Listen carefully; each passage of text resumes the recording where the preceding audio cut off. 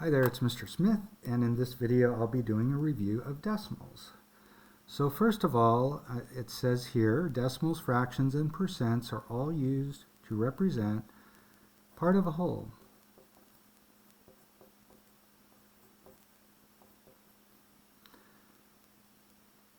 So for example, if somebody made 20 out of 25 free throws, I could reduce that, and basically they're making 4 out of every 5 that they take. As a decimal, we can write that as 8/10. As a percent, we can write that as 80%. These are all ways to describe the part out of the whole. In this case, the whole is how many free throws he took, and the part is how many he made. Alright, so let's go ahead and I'm going to give you a visual here.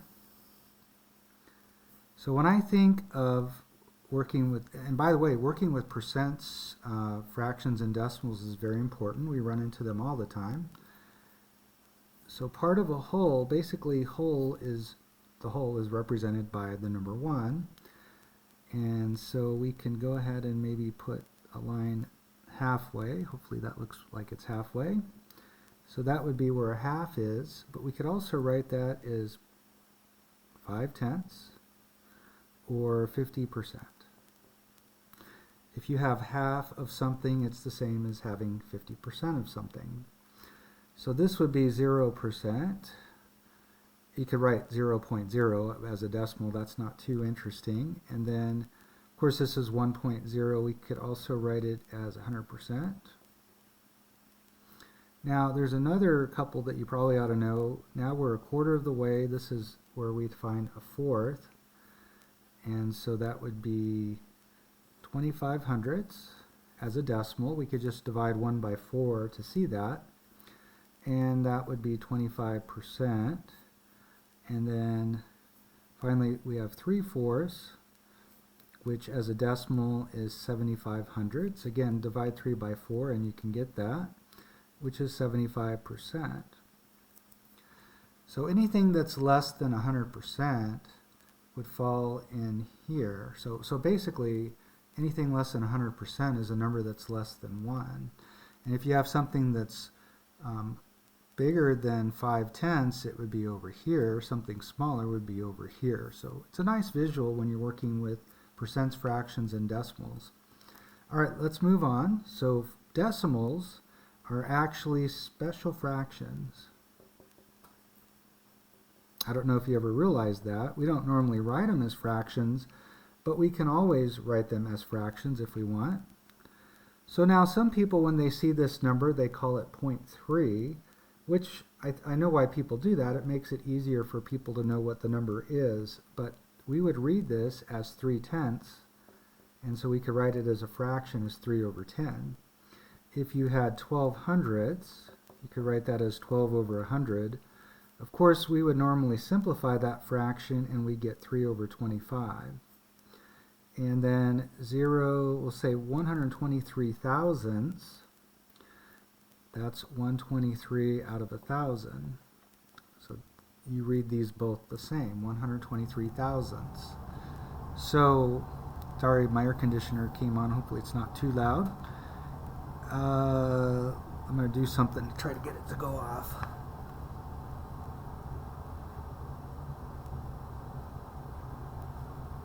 Alright, sorry about that. So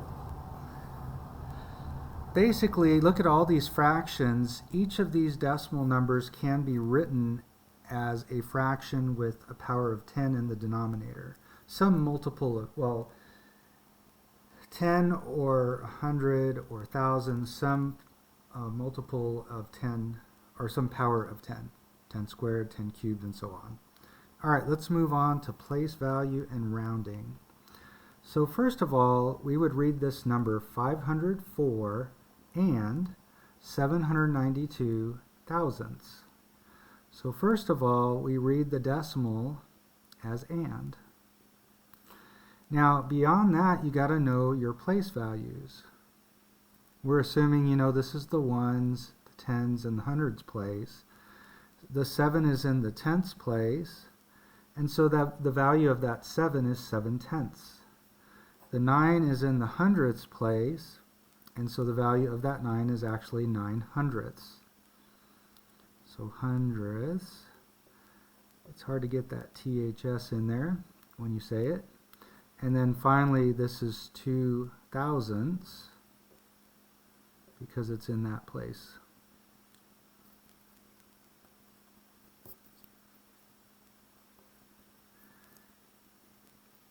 All right, I think I'm going to grab a worksheet that I like to practice, or have my students use to practice, so we can do this together. So we'll come back to our notes in a few minutes. So on the first problem, it says give the value of the digit 3 in each number. So here the 3 is in the tenths place, so that represents 3/10. So that's number 13. And then this is 134. Well, actually the 3 is in the hundredths place. We would read this 134 thousandths because there's 3 decimal places. Here we would read this 2 and 35 hundredths because we have 2 decimal places. So here the 3 is in the hundredths, so that would be number 2. And let's see, the 3 here is in the thousandths place, so that represents 3 thousandths. That's number 26. And 43, let's see, here the 3 is in the ones place, so that was number 9. Now if you were actually doing this worksheet, we said for 13 it matched with U, 2 went with O, 26 is S, and 9 is L. So if you end up doing the whole worksheet, you can get the answer to this question at the top by doing that. All right, so what I'd like you to do is maybe try these other 2, and then you might pause the video and then you can watch and check your answers. All right, so let's go ahead and do this. So here the 8 is in the hundredths place, so that's number 7.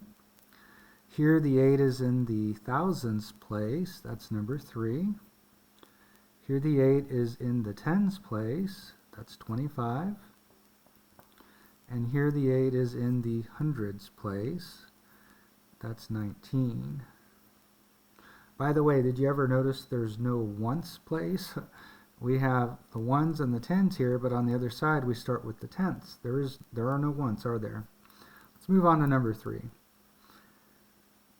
So here the 5 is in the ones place, so that's 5. And here the 5 is in the tenths place, so that's 23. Here the 5 is in the tens place, so that's 15. And here the 5 is in the hundredths place, that's number 8. All right, so the rest of this is dedicated to saying problems, or saying, I should say, decimal numbers.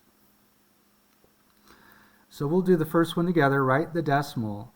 27, as soon as we see and, that's decimal time, and 4/10, so we'll only have one number to the right of the decimal, so that is 27 and 4/10. Here we have 2 and, so we're going to have a decimal, 74 hundredths. So we're going to have 2 decimal places because it's hundredths, and it'll be 74. So 2 and 74 hundredths looks like that. Here we have 2 and 74 thousandths. So be careful here. This time we have 3 decimal places, and so notice when you read what's to the right of the decimal, that is 74 thousandths. If you just put a 0 here, that would be 740 thousandths or 74 hundredths. So it's got to be like this. So go ahead and do V, or I guess it's 5 and 6, and then if you want, you can watch the video to check yourself. All right, so let's see how you did. 81 and, So decimal time, 6/100. So we'll have 2 decimal places, that 6 goes there. So we would read this as 6/100 because there's 2 decimal places. 80 and, so decimal, 106,000ths. So 106, and because there's 3 decimal places, we read it as thousands. 816,000ths. So notice here there's no whole number part. 816,000ths would look like that. All right, the last problem here. 503, and then you have an and. So decimal time, 9/10. So just a 0.9. 500, you see the and, so you can do 500 and then decimal time, 39/100. So that'll be 2 decimal places. So 500 and 39/100 looks like that. 53 and 9,000. So we're going to need 3 decimal places, and that 9 is going to be the last digit. Notice it's in the thousands place, so it's 9,000ths. And finally, we have our 530, and so decimal, 9/100. So 09. All right, and you can match the answers to what's over here, but the main thing is, and by the way, if you did everything correctly, this should spell out the answer to that question. As long as you put in these answers, you should get the right answer. All right, so let's go back to our notes.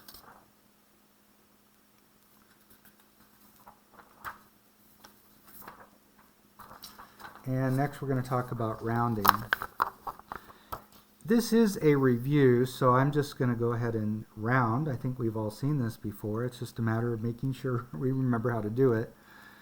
So if we're rounding this number, 1 462 thousandths, to the nearest tenth, what that means is we're going to stop here. In fact, sometimes I'll put a little line right here. Basically what I'm saying is I'm counting by tenths. I'm not going to have any digit past the tenths place. And so the next number determines whether the 4 stays the same or it moves up to a 5. Well, if this number here, the next number to the right, is 5 or larger, we round up. So here, this is going to be 1.5 or 1 5/10. All right, on the next one, we round to the nearest hundredth. That's this place. So again, we don't want any digits after that hundredth place. So because the next number is a 3, which is less than 5, the 8's going to stay the same. We get 14 68/100. So go ahead and try 3 through 6, and then you can check the answers on the video. All right, so let's see how you did. Now for rounding to the nearest cent, think in terms of money, like $3.36. That's 2 decimal places. And so basically we're rounding to the nearest hundredth again. And so this rounds because of the 5. The 5's in the middle. 5 or bigger, we round up. So this is $3.26. All right, let's go to number 4. We're rounding to the nearest whole number. So basically, we're not going to have a decimal part, which means this 5, we're really rounding to the nearest 1. This 5 will either stay a 5 or it's going to round up to a 6. Basically, what we want is we want to know, is this number closest to 145 or 146? So it's certainly closer to 146. And you can see, because this is 9, we round the 5 up. So we do get 146. So rounding to the nearest dollar or rounding to the nearest whole number is essentially the same thing. If this had been money, this would be $146. Number 5, round to the nearest thousandth. So we're going 3 decimal places. That means there's nothing beyond the thousandths place. So this time, because of the 1, the 8's not going to change, so it's 698 thousandths. Number 6, round to the nearest hundred. Be careful, it's not hundredths, it's the nearest hundred. The 3 is in the hundreds place. Now keep this in mind. If I'm rounding to the nearest hundred, basically we're counting by hundreds. 100, 200, 300, and so on. So we basically get to 1300, then 1400. Is this number closer to 1300 or 1400? Well, because the 5 is in the middle, remember we round up. So this will be 1,400. Remember, there's not going to be any decimal part. So if we're counting by hundreds, this is closer to 1400 than 1300. We would round to 1,400. The decimal part goes away, and these become zeros in the tens and the ones place. All right, let's move on to the next page. We're just about done here. Converting decimals to fractions. I mentioned this earlier. If you can say it, then the correct way, then you should be able to write it as a fraction. This is 6/10, and that does reduce to 3/5. Just divide 6 and 10 by 2. We're basically just dividing the numerator and denominator by 2.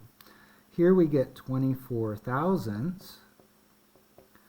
Now you can divide by 2, but 4 is actually the biggest number, and if you divide by 4, you'll get there in one step. I'm going to go ahead and divide by 2 twice, so 24 divided 2 is 12, and 100 divided 2 is 50. Notice we still have even numbers, so we know we're not done simplifying. Divide by 2, you get 6, and divide 50 by 2, you get 25. So again, we could have divided by 4 to get directly from 24 hundredths to our answer. Divide 100 by 4, you get 25. But it doesn't matter as long as you keep simplifying keep simplifying the fraction until it's completely simplified. Last one is a mixed number. This is 2 and 139 thousandths. And that does not reduce. Now, in our course, we're using this calculator here. And let me do that. I just want to show you, you could do this quite easy. 24 over 100 using this fraction button here. And notice the calculator knows. So this one's pretty easy, but when they get harder, it's nice to be able to check it on your calculator. It's one of the values of this calculator. It makes a good calculator. All right, last one here, understanding decimals. Well, let's see. Steve made 47 out of 100 free throws. Write this ratio as a decimal. Well, this is 47 hundredths. And so it would look like that. By the way, we could also write that as 47% because any number out of 100, that's what a percent is, a number out of 100. 47 over 100 means 47%, or 0.47 or 47 hundredths. All right, now try number 2. It's a little bit harder, but let's see what you can do with that one. All right, so you have 24 out of 40. It's the part divided by the whole. And if you do divide that, you actually get, or you can even reduce it. It reduces to 3/5. Anyway, as a decimal, this is, when you do the division, you get 0.6 or 6/10. And we're supposed to write it as a decimal, so we're done here. And by the way, that would be 60%, right? If you wrote it as a percent, that's basically what we're going to talk about in the next lesson is percents. All right, that's it for this video.